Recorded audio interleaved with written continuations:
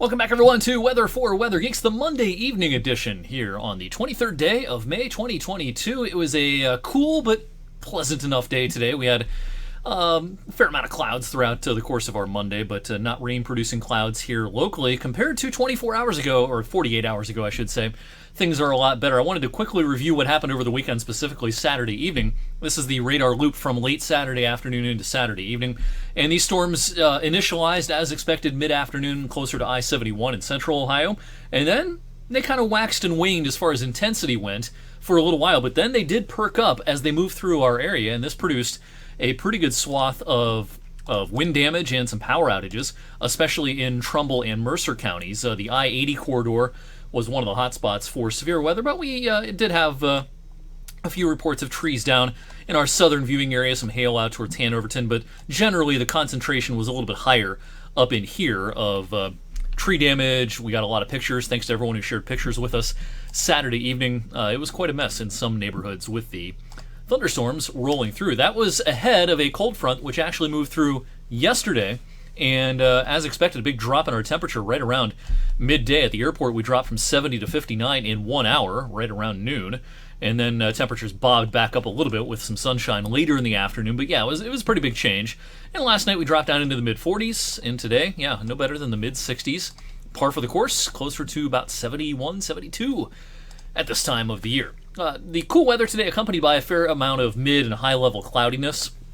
All of this is kind of on the northern fringes of an area of low pressure that's moving through parts of the southeast. This has produced a severe weather threat this evening down across parts of the Carolinas. In fact, as of this recording, still a tornado watch out for parts of the upstate of South Carolina, west of Charlotte and North Carolina. Severe thunderstorm watch down towards Charleston, Columbia, and places like that. We've just had the clouds. Clouds will clear out for a time tonight into tomorrow morning, but then I think we'll try to get the clouds to thicken up again tomorrow afternoon. Now, these won't be rain-producing clouds, kind of like today. It may not be the best-looking afternoon, but not bad. We'll get up to about 70 or so tomorrow afternoon. Then the sky clears out again tomorrow night into Wednesday morning. Our in-house model here tries to spin up a couple of showers by midday Wednesday out across central Ohio. I think that's a little aggressive. I think dry air will win the battle in most of the region.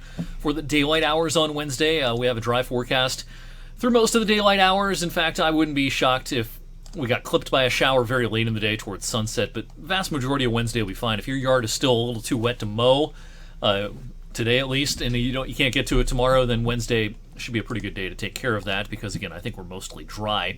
Thursday, though, not as much. Now, the dew points are going to come up pretty noticeably on Thursday in the wake of this warm front. This is a pretty juicy air mass, and we'll see a couple of rounds of showers and storms, it looks like, particularly in the afternoon on Thursday. I would say at this point, severe weather is not especially likely.